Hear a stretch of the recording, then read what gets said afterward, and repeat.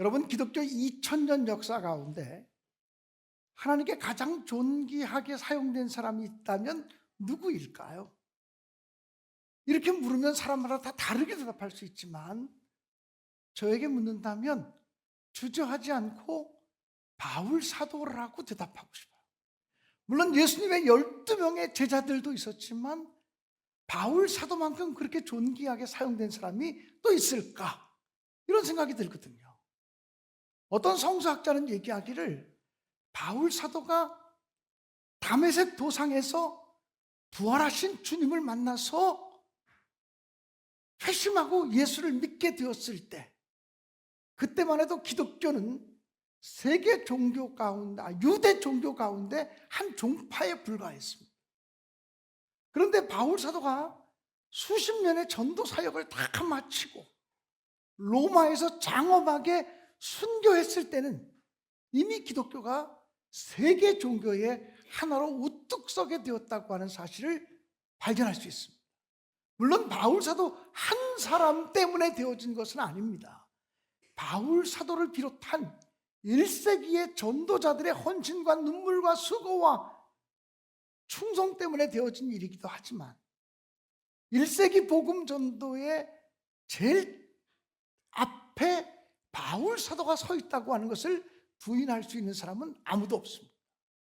바울 사도는 순회 전도자입니다. 그래서 어느 곳에 가서 예수 믿으세요, 예수 믿으세요 하고 예수의 복음을 전해서 예수 믿는 사람 몇 사람을 만들어서 교회를 세우고, 교회를 세워서 열심히 가르치고, 그들 중에 일꾼을 세워놓고 그 일꾼에게 교회를 또 맡기고, 바울 사도는 또 예수 믿는 사람이 한 사람도 없는 또 다른 곳으로 가서 또 복음을 증거해요. 예수 믿으세요, 예수 믿어 살아요, 예수님이 생명이에요. 또 예수를 증거해요. 몇몇 사람들이 모이면 그들을 열심으로 가르쳐서 그들 중에 일꾼을 세우고 일꾼에게 교회를 맡기고, 바울 사도 자신은 또 아무도 예수 믿는 사람이 없는 또 다른 동네로 가서 복음의 불모지에 가서 말씀을 증거하는 순회 전도자의 삶을 살았어요. 바울 사도는 한 곳에서 오래 머물면서 교회를 섬긴 적이 없어요. 신약 성경에 보면 그래도 바울 사도가 가장 오랫동안 머물러 있으면서 복음을 전했던 것이 있다면 그게 바로 에베소라고 하는 거예요. 에베소라고 하는 도시에서는 약 3년 동안이나 머물면서 복음을 전했어요. 에베소에 두란노 소원이라고 하는 그 학교를 세워놓고 그것을 중심으로 해서 많은 사람들에게 성경 말씀을 가르치는 일들을 했다라고 하는 거예요. 바울 사도가 에베소에서의 사역을 다 마치고 이제 성령의 이끌림을 받아서 예루살렘으로 올라가려고 할 때 바울 사도는 밀레도라고 하는 곳에서 에베소 교회의 장로들과 서로 환송하는, 서로 헤어지는 그런 석별의 정을 나누게 되었어요. 그때 바울 사도는 에베소 교회의 장로들에게 내가 에베소 교회에 있을 때 어떻게 주님을 섬겼는지 당신들이 다 알지 않느냐? 그러면서 내가 에베소 교회에 있을 때 이렇게 주님을 섬겼다고 고백을 해요. 성경 말씀을 다 읽고 싶은데요, 한 절만 찾을 수 있을까요? 제가 본문으로 줬던 성경 중에서 사도행전 20장 19절 말씀 한 절만 띄워줄 수 있을까요? 네, 같이 한번 읽어볼까요? 시작. 곧 모든 겸손과 눈물이며 유대인의 간계와 말미암아 당한 시험을 참고 주를 섬긴 것과. 아멘. 바울 사도는 내가 에베소에 있을 때 모든 겸손과 눈물로, 그리고 유대인의 관계로 말미암아 여러 가지 당한 시험을 참고 주님을 섬겼다고 고백을 합니다. 오늘 이 얘기를 중심으로 여러분과 말씀을 나누려고 해요. 오늘 제가 여러분과 말씀을 준비해 갖고 오면서 설교의 제목은 어떻게 주님을 섬기렵니까? 라는 제목이에요. 어떻게 주님을 섬기렵니까? 2025년도가 다가왔는데, 새로 시작되었는데 어떻게 주님을 섬기렵니까? 2024년도도 주님을 잘 섬겨오셨지만 새해 2025년도 어떻게 주님을 섬기렵니까? 바울 사도는 모든 겸손으로 주님을 섬기고, 모든 겸손으로 교회를 섬기고, 모든 겸손으로 성도들을 섬겼다고 고백을 하는 거예요. 모든 겸손이라는 말이 무슨 말일까요? 모든 겸손이라고 하는 말은 모든 상황 속에서 겸손했다는 말, 또 모든 사람을 대하여 겸손했다라고 하는 말이에요. 우리는요, 어떤 사람 앞에 서면 대단히 겸손한 것 같은 나의 모습을 보게 돼요. 그런데 또 어떤 사람 앞에 서면 대단히 교만기가 발동하는 내 모습을 보게 돼요. 또 어떤 상황 속에 들어가면 내가 지극히 겸손한 모습으로 살아가는 것처럼 비춰지기도 해요. 그런데 또 어떤 다른 상황 속에 들어가면 내가 지극히 교만한 사람의 모습으로 나타나기도 해요. 사람 따라 다르고 환경 따라 다른 것이 우리들의 겸손의 모습이다라고 하는 사실을 발견하게 돼요. 그런데 바울 사도는 모든 사람을 대하여 모든 상황 속에서 어떤 형편과 어떤 처지에 있든지 간에 겸손했다. 그렇게 주님을 섬기고, 그렇게 교회를 섬기고, 그렇게 하나님을 섬겼다고 고백하는 거예요. 2025년 저와 여러분이 모든 겸손으로 주님을 섬길 수 있게 되어지기를 주님의 이름으로 간절히 축원합니다.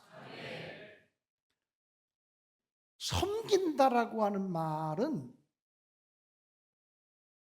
영어로 서브한다는 말이잖아요. 우리가 서빙한다, 서브한다 뭐 이런 표현 쓰잖아요. 근데 이 서브라고 하는, 이 섬긴다라고 하는 단어는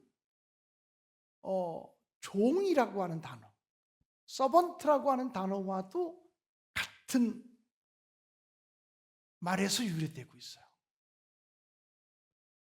다시 말하면 우리가 주님을 잘 섬기려면 종의 마음을 가지고 종의 자세를 가져야만 주님을 잘 섬길 수 있다. 그 어떤 사람도 종의 마음과 종의 자세를 갖지 않으면 주님을 잘 섬길 수 없다는 거예요. 그럼 종이란 어떤 사람을 종이라고 부릅니까? 주인 앞에서 자기의 생각을 내세울 수 없는 사람이 종입니다. 주인이 무엇을 명령할 때, 아유 주인님, 제 생각에는요 그렇지 않은 것 같아요, 내 생각에는요, 이렇게 주인 앞에서 자기의 생각을 얘기하면 이미 종이 아니야. 주인이 뭘 해라 그러면 예 알겠습니다 이렇게 말하는 사람이 종이라는 거예요. 주인 앞에서 자기의 생각을 주장할 수 없는 사람이 종이에요. 또 종이란 주인 앞에서 자기의 지식을 내려놓는 사람이 종이에요. 주인이 무엇을 시키는데, 아이 주인님, 그 부분은 제가 더 잘 알지 않습니까? 제가 가지고 있는 지식을 가지고 말하자면요, 이렇게 말하면 귓방망이 한 대 맞고, 그렇게 말하면 이미 종이 아닌 거예요. 종은 주인 앞에서 자기의 지식을 내려놓는 사람이 종이에요. 내가 아무리 많이 배웠어도 로마 시대에는요, 로마 시민권을 가진 사람보다 로마 시민권을 가지지 않으면서 로마 시민권 가진 사람들을 섬겨주는 노예들이 5배 이상 많았다 그래요. 그런데 그 로마 시민권을 가지지 않은 식민지 백성들 가운데 로마 시민권을 가지고 있는 사람보다 더 많이 배운 사람, 철학자나 또는 문학가나 더 많이 배운 사람이 얼마든지 있었다는 거예요. 그렇지만 종은 주인이 무엇을 시킬 때 자기 지식을 자랑할 수 없어요. 종은 주인 앞에서 자기의 경험도 내려놓는 사람이에요. 내가 가지고 있는 경험으로부터 말하면 그건 틀려요, 이렇게 말하는 사람은 종이 아니에요. 종은 주인 앞에서 자기 생각도 자기 지식도 자기 경험도 다 내려놓고 주인님 말씀에 100% 순종하겠습니다. 이렇게 고백하는 사람이 종인 줄로 믿습니다. 금년 한 해 동안 이 아름답고 이 능력 있고 이 생명력이 넘치는 사랑의 교회가 종의 마음을 가지고 충성하고 헌신함으로 하나님을 더 기쁘시게 하고 또 목사님의 마음을 더 기쁘게 하고 모든 성도들의 마음이 하나 되어 주님을 섬기는 놀라운 믿음의 공동체로 세워질 수 있기를 주님의 이름으로 축원합니다. 우리는 봉건주의 시대에 살지 않기 때문에 종이 있고 주인이 있고 노예가 있는 시대에 살지 않기 때문에 노예의 마음을 간다는 게 뭔지 잘 몰라요. 물론 저도 목사님인 저도 종으로 살았던 경험은 없죠. 그런데 내가 지난 내 삶을 돌이켜보면 내 자유가 가장 많이 제약받았던 때가 언제냐면 그래도 20대 젊은이 시절에 군대 갔을 때가 내 자유가 가장 많이 제약을 받은 때라고 생각이 들어요. 내가 이 교회 4번 초청을 받았는데 다 군대 얘기를 지금 하는 거예요. 100번을 초청해봐라 100번 얘기할 테니까. 근데 20대 21살 때죠. 논산훈련소에 갔어요. 훈련소로 바로 가는 게 아니라 먼저 다시 신체 검사를 하기 위해서 연무대라고 하는 부대에 들어갔어요. 연무대에서 신체 검사를 하는데 논산훈련 연무대 부대에 들어가서 하룻밤을 자고 났는데 그 다음날 아침에 일어나서 아침밥을 먹고 내무반에 왔어요. 그런데 우리 내무반에 짝대기 4개 단 병사가 하나가 들어왔어요. 짝대기 4개 단 병사는 계급이 뭐게요? 예, 병장이에요. 병장 한 사람이 들어와서 우리 보고 이렇게 말해요. 여보게 장정들, 아직 신체 검사가 끝나지 않았을 땐 장정이라 그래요. 신체 검사가 끝나야 군복을 지급받고 그리고 훈련소로 들어가요.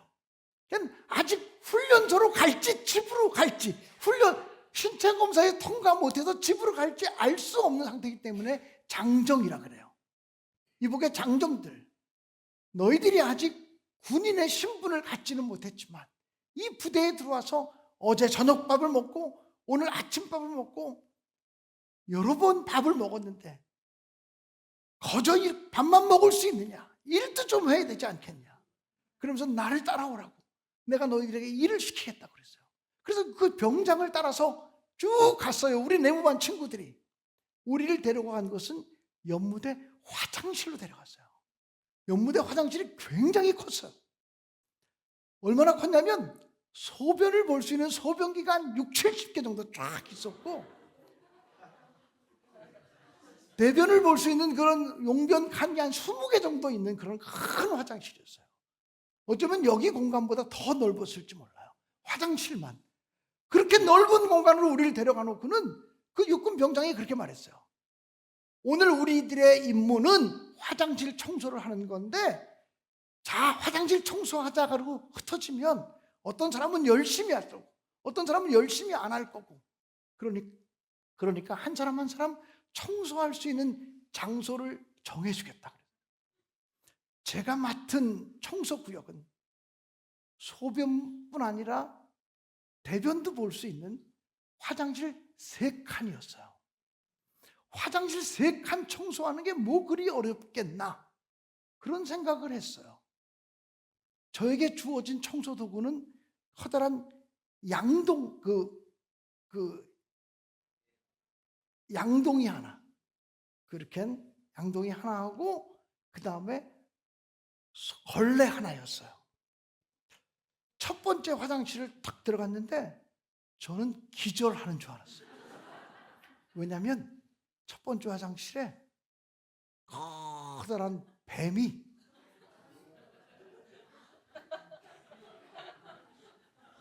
똥아리를 틀고 있었어요. 그런데 자세히 보니까 그 위에 어떤 놈의 뱀이 또 앉아있고 어떤 놈의 뱀이 또 앉아있어요. 그 당시만 해도 지금 이렇게 좌변기 화장실이 아니었어요.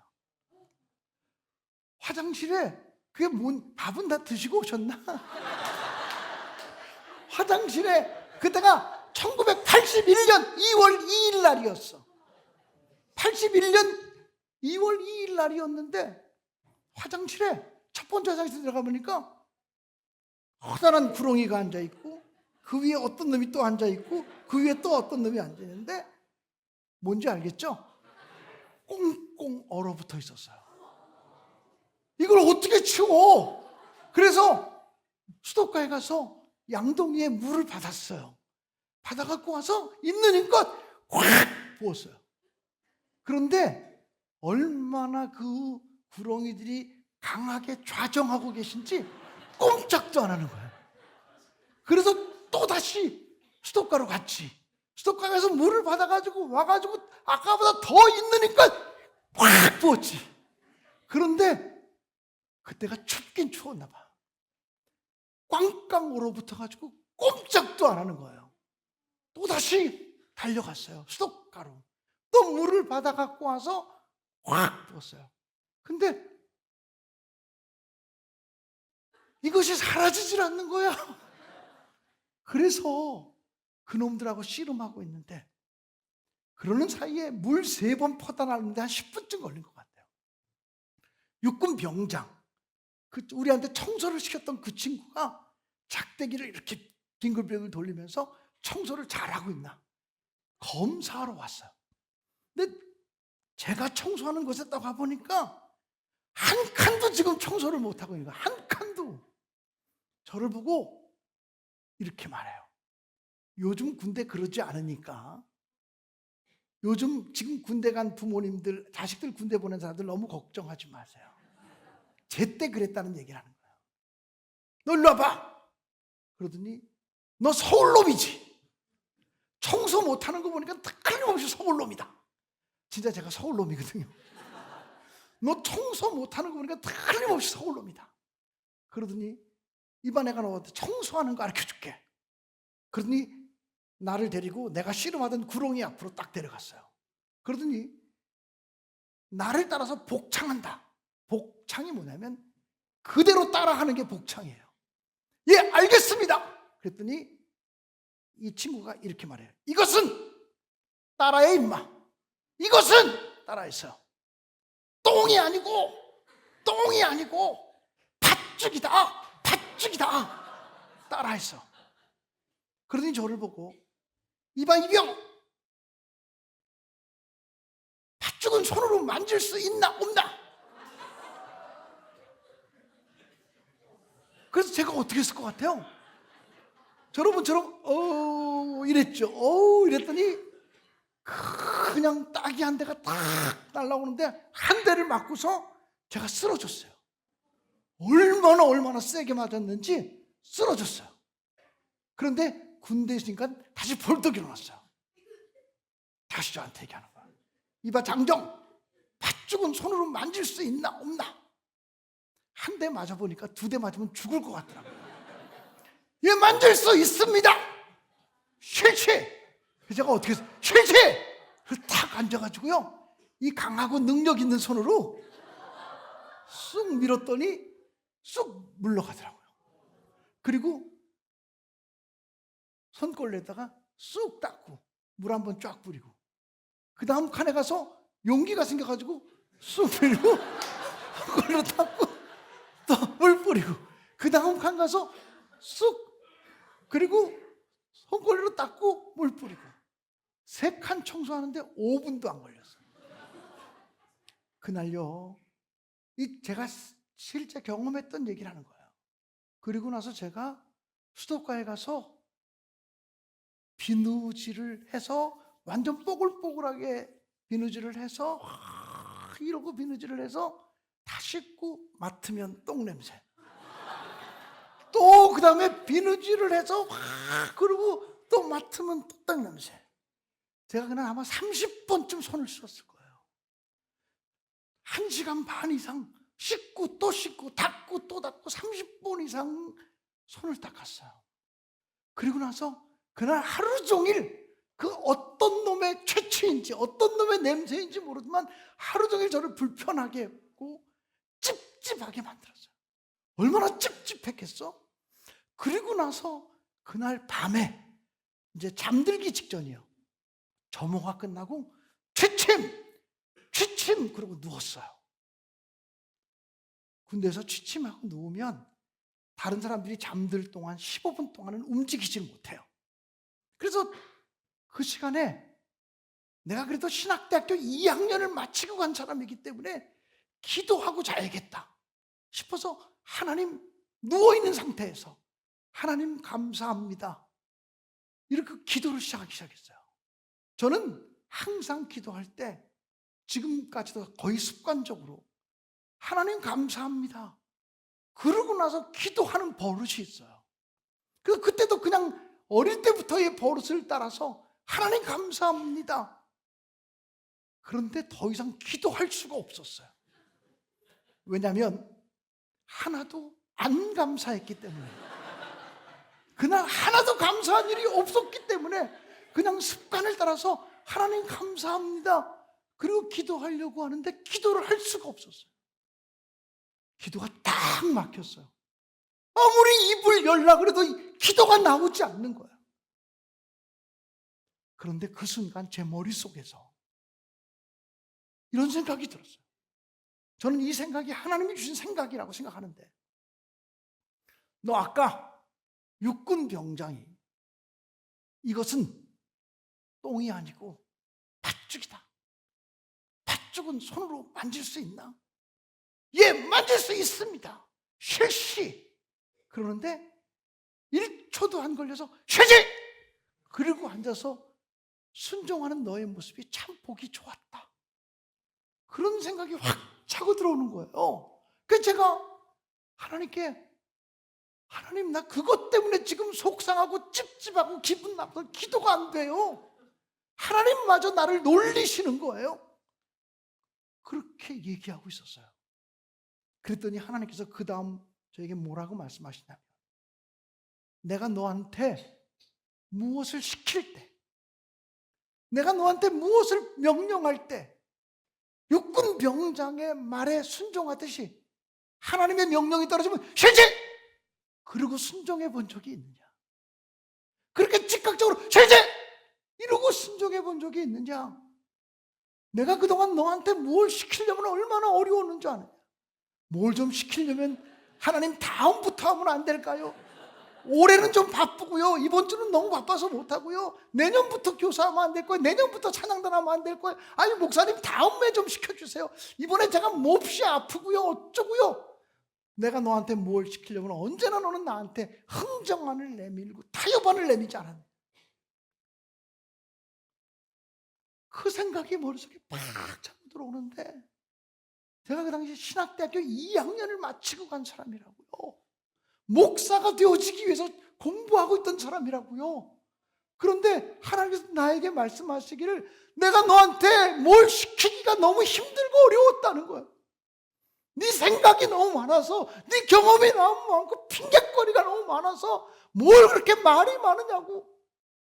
내가 너한테 시키기가 얼마나 힘들었는지 아냐.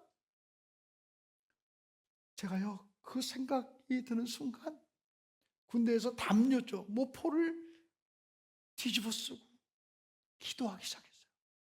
하나님 잘못했습니다. 하나님 잘못했습니다. 그리고서 눈을 감았는데 어릴 때부터 하나님께 불순종했던 것들이 하나하나 막 순간순간 막 떠오르기 시작하는 거예요. 하나님 그것도 잘못했어요. 하나님 그것도 잘못했어요. 그것도 잘못했어요. 하나님 그것도 잘못했어요. 하나님께 회개하기 시작하는데 눈물이 막 흐르는데 나중엔 주체할 수가 없는 거예요. 근데 울면서 군대에서 기도할 수가 없잖아요. 그 조용한 지침구르고 누워있는 시간인데 어떻게 했을 것 같아요? 군대 담요를 한 끝을 입에 물었어요. 울음소리가 터져나오면 안 되니까 군대 담요를 입에다 물고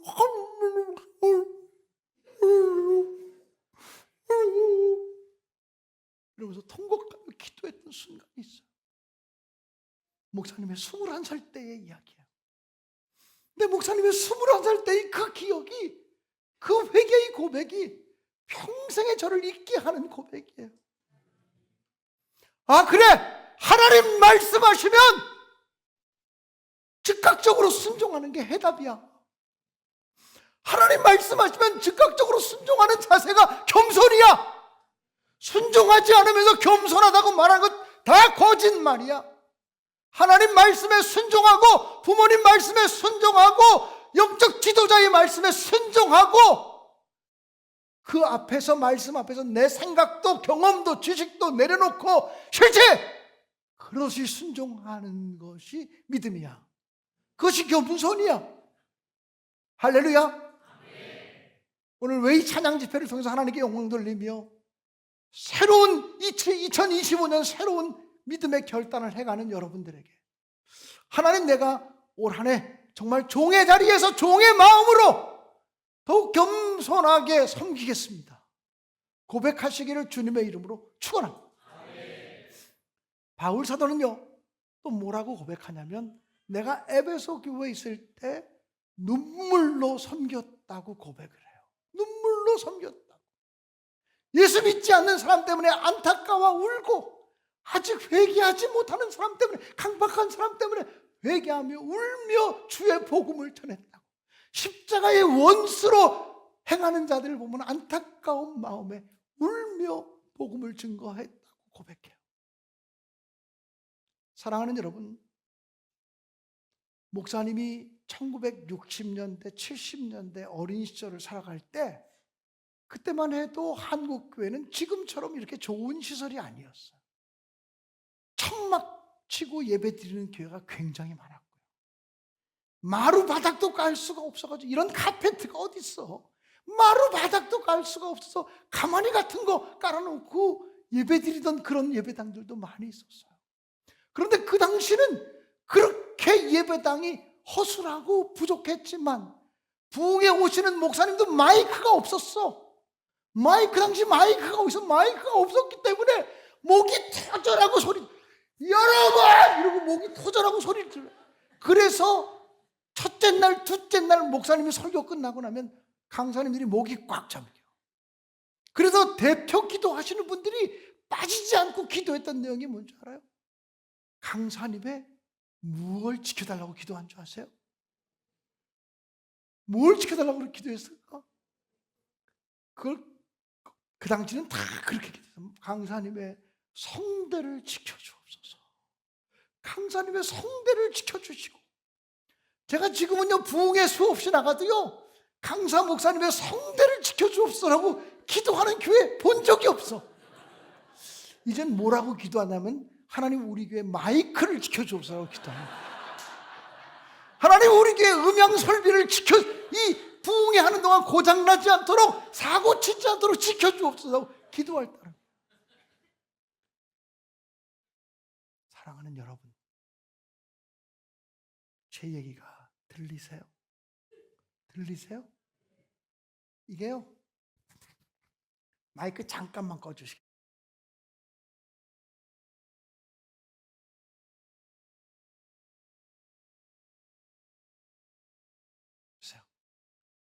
사랑하는 여러분, 제 얘기가 들리세요?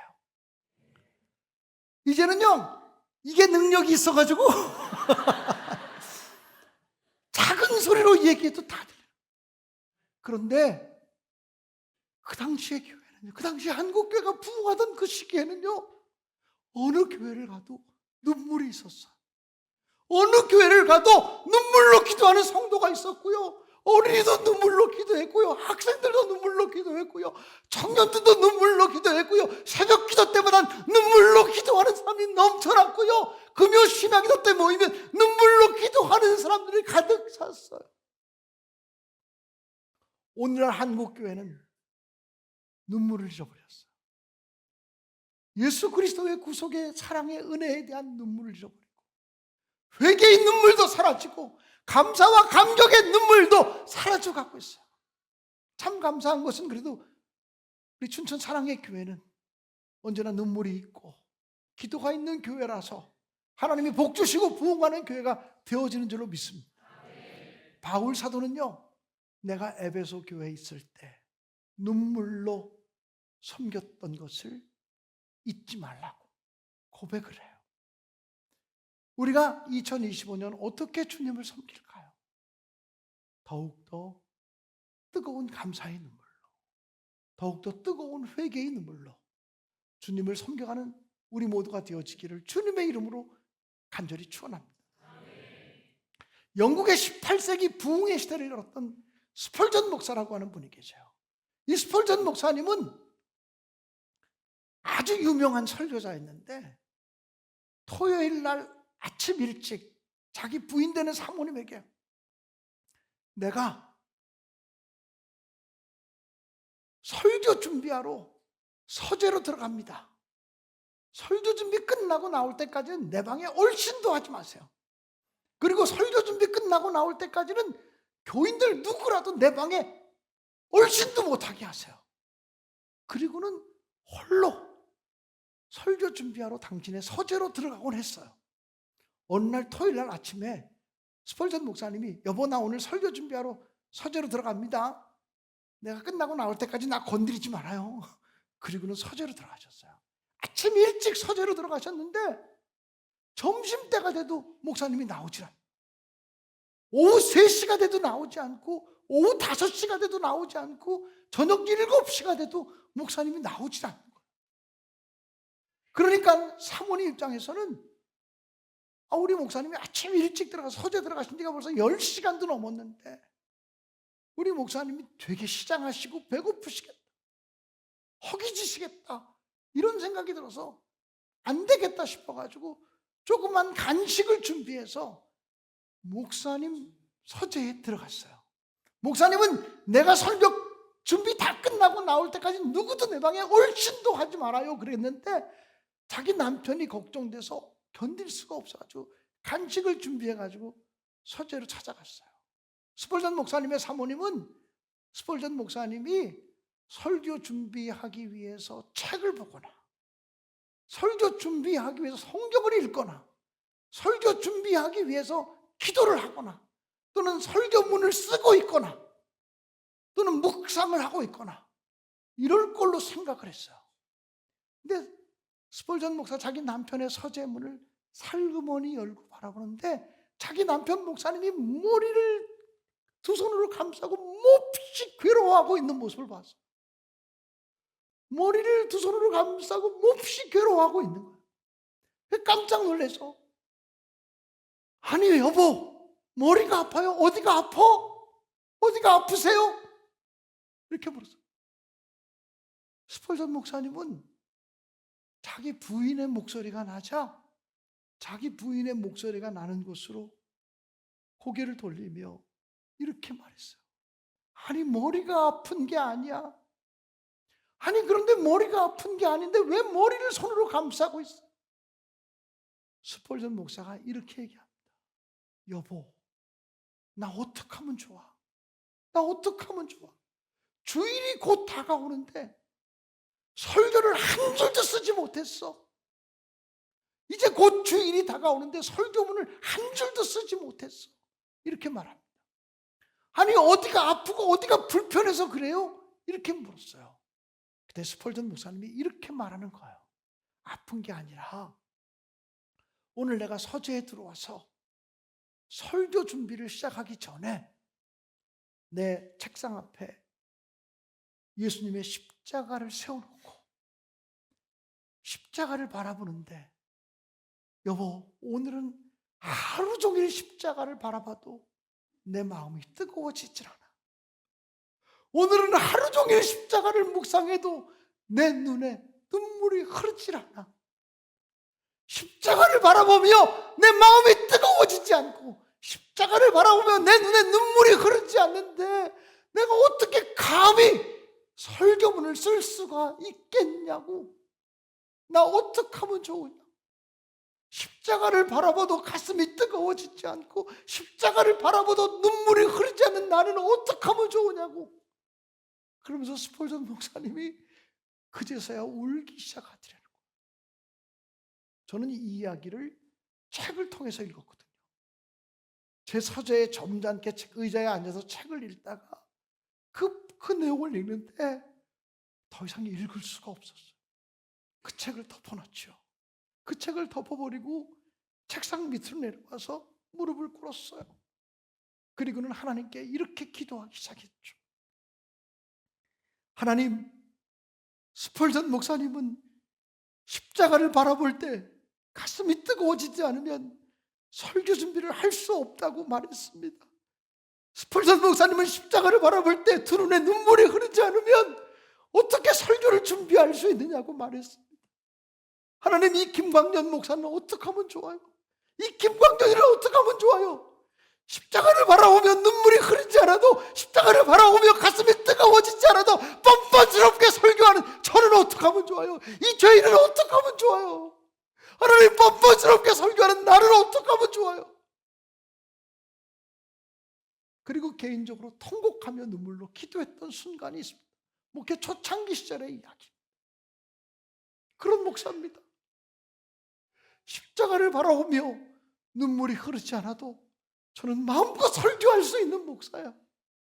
십자가를 바라보며 가슴이 뜨거워지지 않아도 뻔뻔스럽게 설교할 수 있는 목사였다는 거. 나는 어떻게 하면 좋아요? 나는 어떻게 하면 좋아요? 하나님, 나는 어떻게 하면 좋아요? 통곡했던 순간이 있기에 지금 제가 있는 거라고 저는 생각하고 있습니다. 사랑하는 여러분, 바울 사도는 에베소에 있는 성도를 섬길 때, 에베소에 있는 교회를 섬길 때, 그리고 하나님을 섬길 때 눈물로 섬겼다고 고백을 했습니다. 오늘 여러분이 더욱더 뜨거운 눈물로 주님을 섬겨가시는 2025년이 되시기를 주님의 이름으로 간절히 축원합니다. 바울 사도는 세 번째로 주님을 섬길 때 모든 시험을 참고 견디며, 시험을 참고 인내하며 주님을 섬겼다고 고백을 했습니다. 유대인들이 거짓말로 어떻게든지 꾀를 써서 바울 사도를 넘어뜨리려고 했어요. 그럴 때에도 바울 사도는 여러 가지 시험을 만나도, 여러 가지 우겨싸임을 당해도, 거꾸로 뜨림을 당해도 그는 참고 견디고 인내하며 주님을 섬겼다고 고백을 했어요. 교회 섬기고 주님 섬기다 보면요, 속상한 일도 만나기도 하고 시험될 만한 일도 만나기도 해요. 사람 때문에 시험 들고, 돈 때문에 시험 들고, 환경 때문에 시험 들고, 열심히 일하지 않으면 시험 들 일도 없어요. 그래서 열심히 일하다가 시험 들면 이렇게 말하죠. 목사님, 저가 왜 일하면서 욕먹어야 돼요? 내가 왜 일하면서 오해받아야 돼요? 나 일 안 하겠어요. 그냥 조용히 교회만 다니겠어요. 이렇게 말하는 사람들이 얼마나 많은지. 한국교회가 왜 무너지는지, 시험을 참고 견디고 인내하는 마음이 너무나 연약해져서 무너지는 교회들이 얼마나 많은지. 이 교회에서 시험 당하면 에이, 이 교회만 교회냐, 내가 딴 교회로 가지. 그리고 딴 교회로 떠나가요. 그게 믿음이에요? 그 사람은요, 다른 교회로 가면 또 그 넘어지던 자리에서 또 넘어지게 될 것이에요. 사람은 언제나 넘어지던 자리에서 넘어지게 돼요. 돈 문제 때문에 시험 드는 사람은요, 꼭 넘어질 때 돈 문제 때문에 또 넘어져요. 자존심 때문에 넘어지는 사람은요, 꼭 자존심 상하는 일이 생기면 또 넘어져요. 기분 좋아야만 하나님 일하는 사람이 있어요. 아이, 목사님, 나 하나님 일을 못하겠어. 교회 일 못하겠어요. 왜요? 기분이 잡쳐서요. 기분 잡쳐서 못하겠다는 인간들이 얼마나 많은지. 여기 사랑의 교회는 그런 인간들이 없을 줄로 분명히 믿습니다. 사탄은요, 하루에도 서너 번씩 우리 기분을 바꿔놓을 수 있고, 하루에 서너 번도 우리 기분을 잡치게 만들 수 있는 존재. 사람이 기분 나쁠 때는요, 다른 사람의 표정 하나 가지고 기분이 팍 잡치기도 하고요, 말 한마디 가지고 내 삶이 무너지기도 해요. 그래서 우리가 신앙생활하면서 가장 중요한 것은 어떤 시험이 와도 참고 견디며 인내하며 끝까지 믿음의 경주를 하겠다고 하는 결단을 하고 출발하시기를 주님의 이름으로 간절히 축원합니다. 제가 첫 목회를 28살, 한국 나이로 28살, 만 나이로 26살 때 교회를 개척하며 목회를 했어요. 교회를 개척하며 목회를 했는데 그때 결혼도 안 하고 총각으로서 교회를 개척하고 목회를 했어요. 그런데 하나님이 복 주셔서 1년 만에 한 100여 명이 모였어요. 26살짜리 전도사가 뭘 잘한다고, 전도사님 설교 잘한다고 소문도 나고, 그래서 1년 만에 한 100여 명이 모였어요. 그때 설교 지금보다 훨씬 잘했던 것 같아요. 겁도 없이 잘했던 것 같아요. 그리고요, 86년 3월 30일 날 교회를 개척했는데 86년 8월 달에 개척한 지 5개월 지났을 때 내가 청년 시절에 생활했던 본교회에서 성경학교 교사 5명 꾸어다가 성경학교를 했는데 350명이 모였어요. 어린이만 350명이 모여요. 요거보다 절반 정도 되는 사이즈의 교회였던 것 같아요. 이 절반 정도 되는 교회인데, 크기가 요거보다 절반 정도 되는 교회였는데 350명이 들어왔어요. 앉을 자리가 없어서 강대상까지 다 올라왔고요. 제가 어디서 설교했냐면 강단 의자가 하나 있는데 의자 위에 올라가서 설교를 했어요. 거기밖에 내가 서 있을 데가 없어요. 그런데 그 교회가 2년쯤 될 때 다툼이 생겼어요. 다툼이 생겨가지고 여선교회 회장파와 여선교회 회장파 아닌 사람들끼리 싸움이 시작돼요. 누구 말을 먼저 들어야 되느냐, 별것도 아닌 것 같고 다툼이 시작돼요. 26살짜리가 다루기에는 너무 어려운 목회 숙제였어요.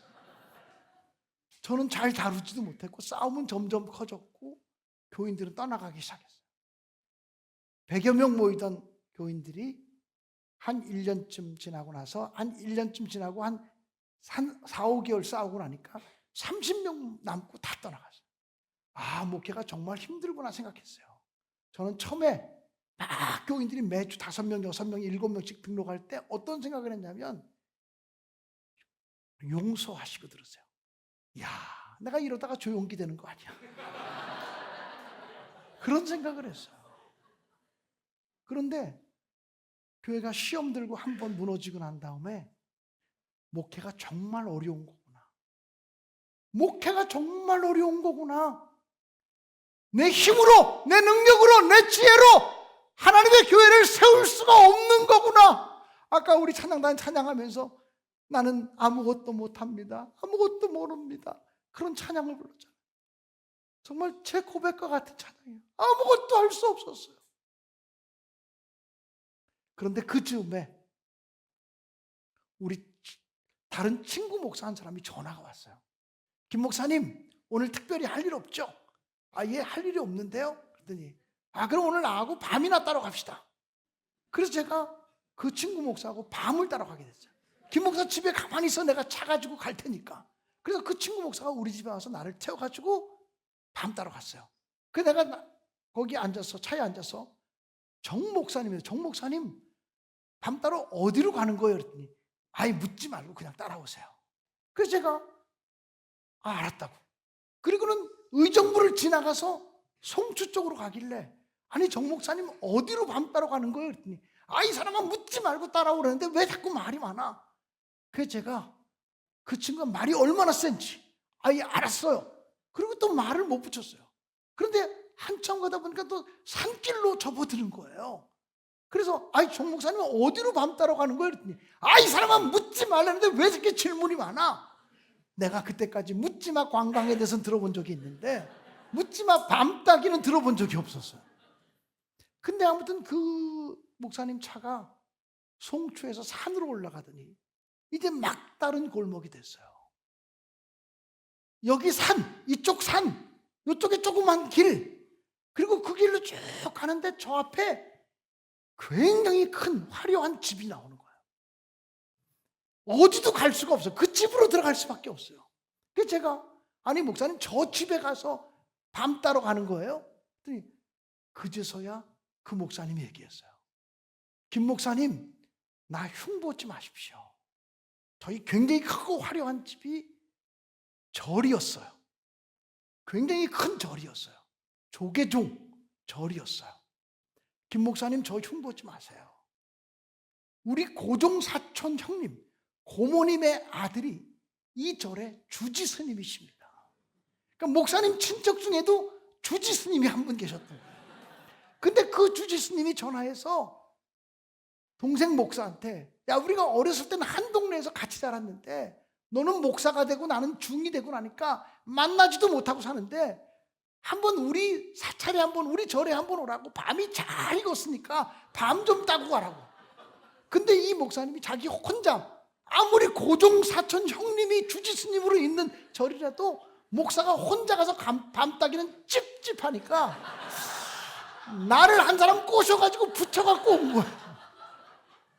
그 내가 그 절에 딱 들어갔거든요. 근데 그 당시에는 핸드폰도 없고 삐삐도 없고 아무것도 없던 시절이에요.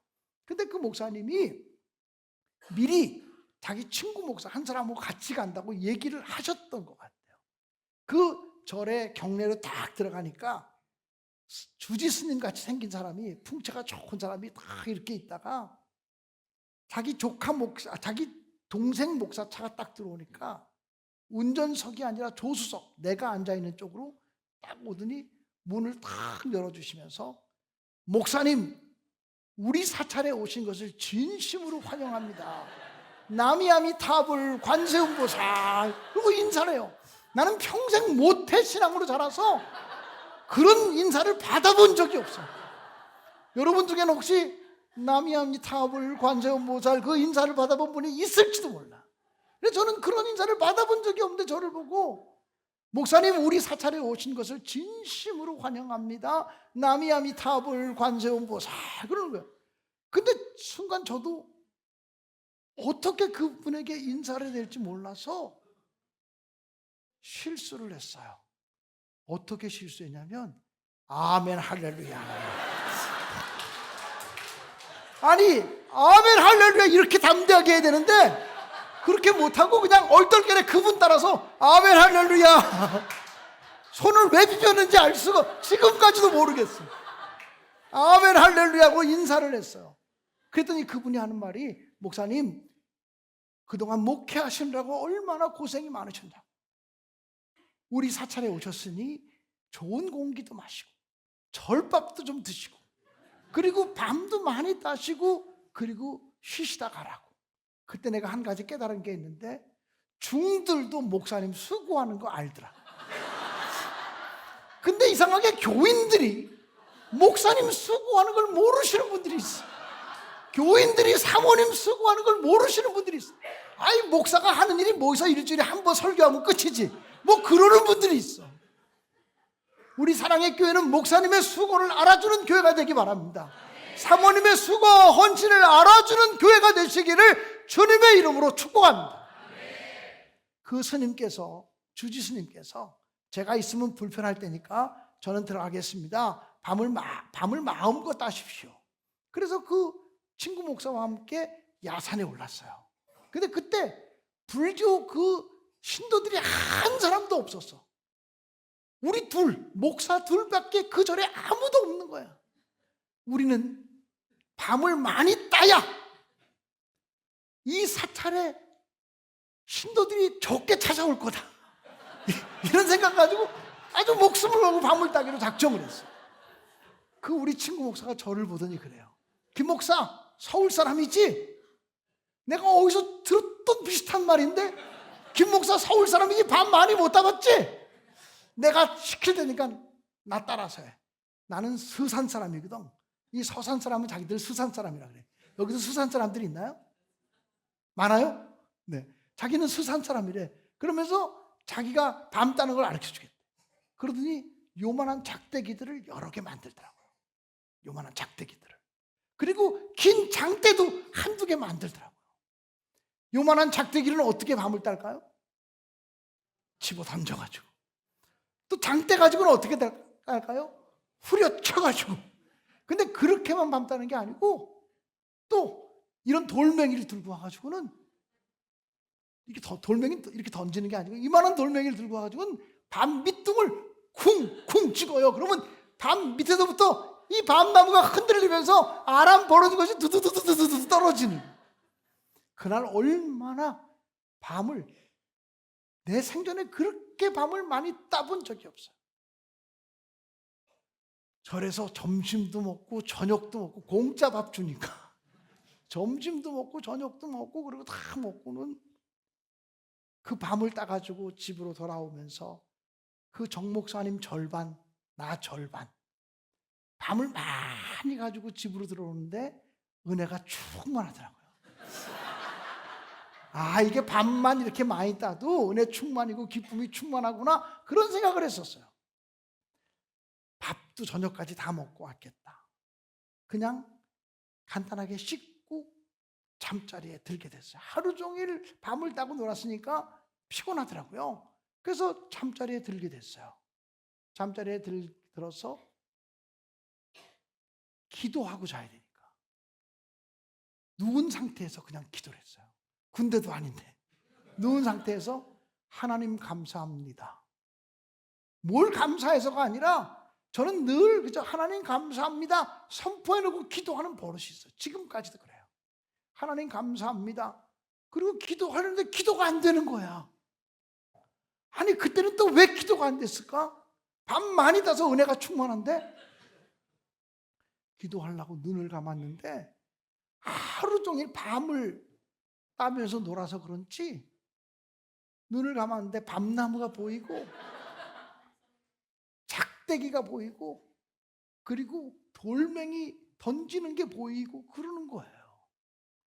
그래서 예수 믿는 사람들은요, 성경책을 봐야 잠자는 동안에 성경 생각나지 고스톱 하고 있다가 잠들면요 그거 생각나는 거예요.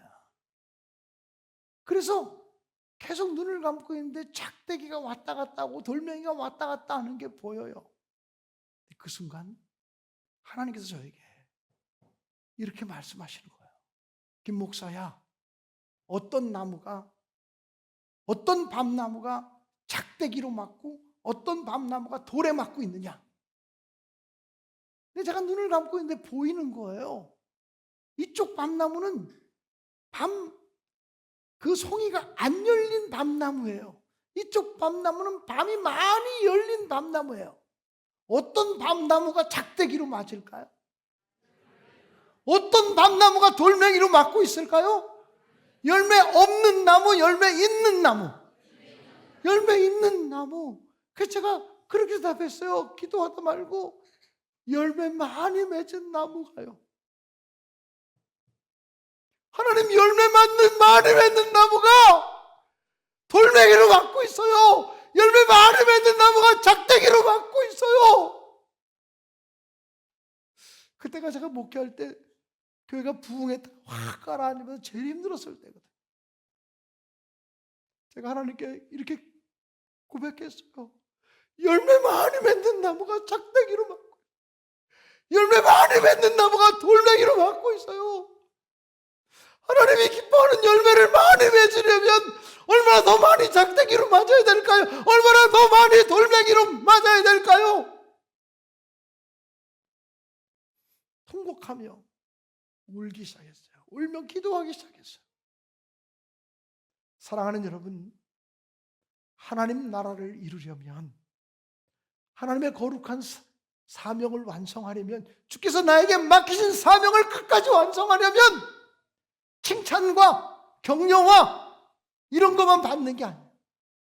주님의 일을 하고도 욕먹고, 주님의 일을 하고도 야단맞고, 주님의 일을 하고도 오해받고, 얼마나 시험들 만한 일이 많은지 몰라. 얼마나 속상할 만한 일이 많이 생기는지 몰라.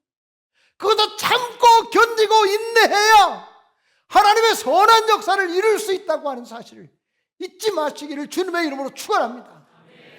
하나님께서 여러분을 통해서 아름답고 선한 열매를 맺게 하시려면 여러분들도 예외 없이 많은 작대기로 맞을 거고 많은 돌멩이로 매맞는 일들이 생길 거예요. 그래도 바울 사도처럼 시험을 참고 인내하며 주님을 섬기는 여러분 되기 바라고, 사방으로 우겨싸임을 당해도 거꾸로 뜨림을 당해도 흔들림 없이 일어나서 주님을 향해서 하나님 나라를 위해 달려가는 여러분 한 분 한 분 되시기를 주님의 이름으로 간절히 축원합니다. 말씀을 정리하겠습니다. 어떻게 주님을 섬기렵니까? 모든 겸손으로 종의 자리에서 종의 마음으로 종의 태도로 섬기시기를 주님의 이름으로 축원합니다. 어떻게 주님을 섬기시렵니까? 지금보다 더 많은 눈물로 뜨거운 사랑으로 주님을 섬겨나가는 여러분들 되시기를 주님의 이름으로 축원합니다. 어떻게 주님을 섬기시렵니까? 시험을 참고 견디며 인내하며 주님을 섬겨나가시는 우리 춘천 사랑의 교회 모든 성도들, 또 재직들, 모든 임원들, 모든 청년들, 어린이들, 학생들 되시기를 주님의 이름으로 간절히 축원합니다.